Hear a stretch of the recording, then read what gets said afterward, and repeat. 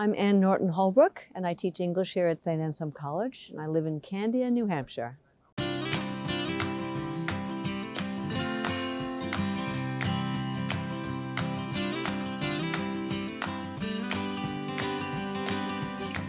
I have been an English professor here since 1994. I teach 20th and 21st century British literature, as well as feminist history, literature by women, freshman English, Conversatio, special topics courses on the short story, and lots of other things as well.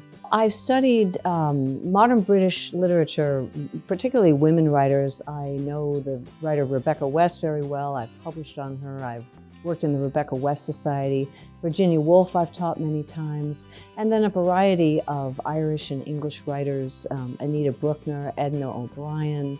I love the Canadian writer Alice Munro. So I teach a lot of what I would call feminist literary history, ways in which the struggle for women's rights have showed up in literature from the 18th through the 21st century. Being an Anselmian primarily means looking for truth, the search for truth unbiased by preset notions, what William Blake would call mind-forged manacles, having an idea of the truth before you actually look at evidence and consider it. And also, frankly, being committed to a world in which kindness and justice for all and care for the environment and care for each other matters more than any kind of individual identities that might battle with other identities. I think that right now Anselmian values, Anselmian virtues are extremely important as we live in a world that is so divided by partisan rancor, by religious differences, etc. So it means trying to find truth in relation to one's own morality and then trying to live by that. I like to do a lot of things for fun, but I have, I'd say, two great passions in my life. One is literature and the other is music. I've always loved story. I've always been a reader. I grew up listening to all different genres of music and loving to sing. I sang in choirs. I love to harmonize. And I now sing in several bands. I've been doing that for about 12 years. I've sung in classic country bands, classic oldies, rock bands, sometimes both outlaw country with singer-songwriters I know. I'm doing a duo right now with a very good local singer-songwriter who's moved here recently. And we have a great time. I mean, I sing, that's my primary instrument, and I play elementary acoustic or electric guitar. And I love to listen to music. I'm always looking for, I say I'm hungry, I need to feed my maw for new music. And I don't necessarily mean music that's produced recently, but just music I haven't already heard. And I love to discover new artists, new genres all the time. And I love to walk. Nature would maybe be my third great passion, just to be out in the world and looking at it.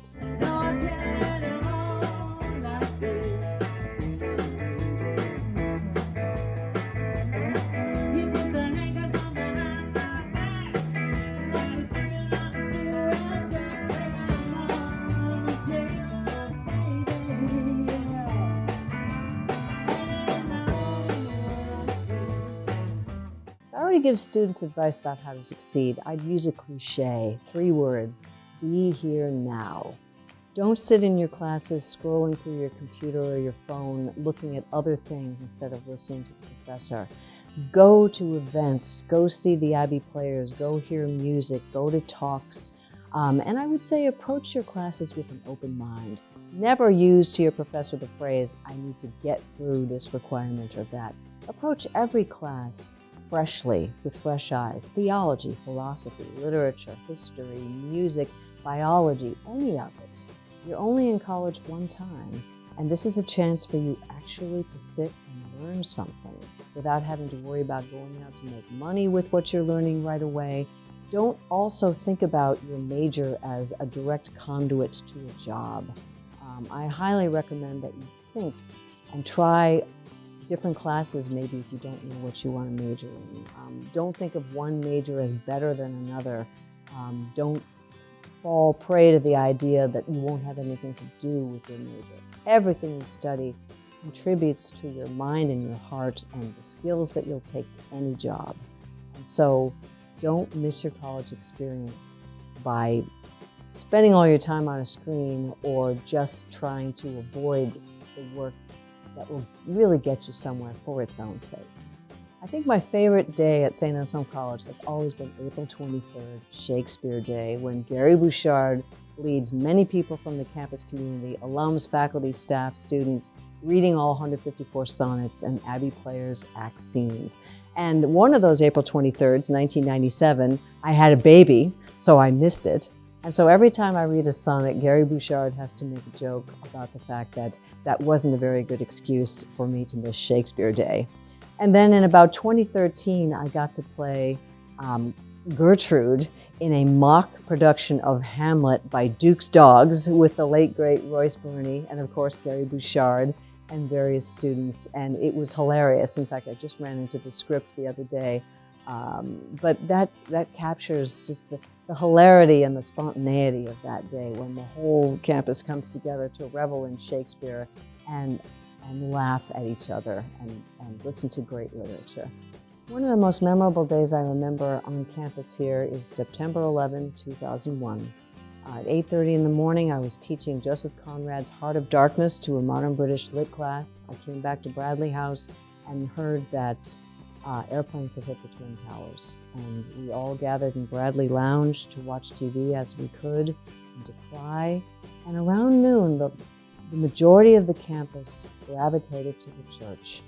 And we sat together in the church and we prayed and we cried. And it was a moment, a terrible moment in world history, but I was so glad to be on this campus that day in this community. That was truly an Anselmian moment where we comforted each other and turned to something much higher than this tragedy to comfort us. I'm retiring in May after 31 years teaching here, and I keep telling people by mistake I'm graduating. That just slips out of my mouth. It's bittersweet. I am going to be very glad to have more time to walk, time to read whatever I want instead of having to reread for class, more time to play in bands, more times to travel, more times to just do nothing if that's what I want to do and not be concerned about being ready for class and getting to campus in the snow.